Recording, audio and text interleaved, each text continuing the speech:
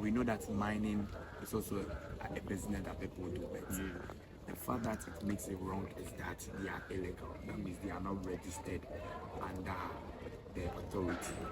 That is why it's illegal. It has caused much effect both on economic and environment.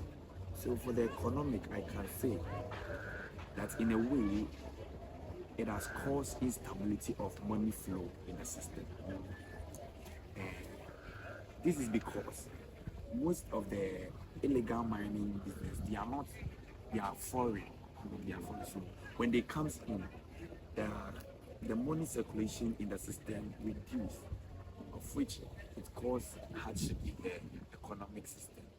That means financially, people that they are able a lot of money from what they are doing individually, they are not getting it because the foreigners has come within the system, and then the foreigners when they come, most of the times they come with their currency and all that, and with this too, according to the government, it is not right.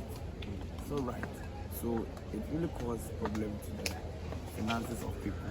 So instability financially. Yes, but what I will say is that we are getting money out from the illegal mining. Yes. At least maybe they can provide them to these mining companies so that they can help the government maybe getting tax revenue and other stuff. Yeah, I really understand, but the fact is that you give resources to us, but the thing is illegal. It's not right. Do you get it? So why should we accept things that is not right in the system? Do you get me? So the fact that it's not right, that means we have to put a stop to it. Because even I know that with their practice, when they are done with everything that they are doing, they don't even make proper arrangements where they work. And yet it will cause problems. People can lose their life. It destroys waters and all that, which is not right. So the fact that it's illegal, that means you have to put a stop to it. Though we are gaining resources from them, but yet you have to put a stop to it because it's not right. Okay. And the next question I'll be asking you is, how does illegal mining affect local communities? So as I say, most of the times too, the illegal mining, they happen in the local areas. Yes, because see the local areas, though authorities are within, but they are not so powered to control them, to put a stop to the illegal miners. And then when they come to the system, they go to the king, they give the money. Everybody wants money, so the king will just give the land to them. And this will cause a negative impact because the local areas, most of them, they are natural rivers around, of which when the mining activities occurs, it destroys the water bodies. So people are not able to get fresh water to drink, to build their health system. And so at the end, they will end up in dying. They will all die. And even it will cause sicknesses around, rampant sickness. Do you get it? Yeah, so this is really causing a serious headache to the local people because they are dying. Because of these mining activities that are happening with them, they are not getting good water bodies to drink. They are not getting even their resources, the plant, the vegetation, because they cut all of them. And so it will cause deforestation. And deforest without oxygen, how are you going to survive? You will die. You get it? Yes, so this is really serious. Thank you. Financial losses incurred by the government due to illegal mining. So I think some of the financial losses we can be incurred by the government as a result of illegal mining will be on the part of the health issue. That most of the mercury that they use in the galamsey is affecting all our water bodies. As the citizens drink the water, they will have some health issues. We, the government, will have to help the citizen by fighting for those health issues. For instance, there has to be hospitals. The government has to have some health facilities to cater for those who will be affected by this medicine. Apart from that, the government will have to even import some drugs to help cure for certain diseases which may be contracted by the citizens as a result of drinking some of the water. And then even apart from that, But do you have any idea what this illegal mining can affect the country, like financially? yeah, the financial aspect, you know, it has so many ways of affecting the government in terms of finance. You have the direct and then the indirect. And I'm trying to tell you that as part of, you know, the government is supposed to help with the health facilities. The government is supposed to build more hospitals. So as people are drinking this polluted water and then they are contracting some diseases, they have to go to hospital. So if we don't have enough hospitals, it will be on the cost of on the part of the government to build hospitals to cater for these people. Even apart from that, there are some medicines that the government will have to import in order to cure certain diseases that may be. For instance, even with this kidney disease and then the dialysis, we know that in Ghana we don't have, recently people are complaining about this dialysis issue. And some of the causes of this kidney failure or kidney disease can be attributed to this dialysis. So indirectly, it's affecting the government in a way that the government is trying to, if the government is trying to fight or is trying to help provide good health facility for the country, then it's going to affect the government financially. Thank you very much, sir. You are welcome. Go. How does illegal mining contribute to deforestation and biodiversity loss? Okay, so for my knowledge, deforestation is like the removal of trees and plants without replacing them. So with illegal mining, I feel like they are mining illegally. So they get illegal access to the land and then they do whatever they want to do with the land. And then in the end, they leave it in its very bad state. They don't really want to replenish the land or grow trees or something. So it really spoils the, what's the word?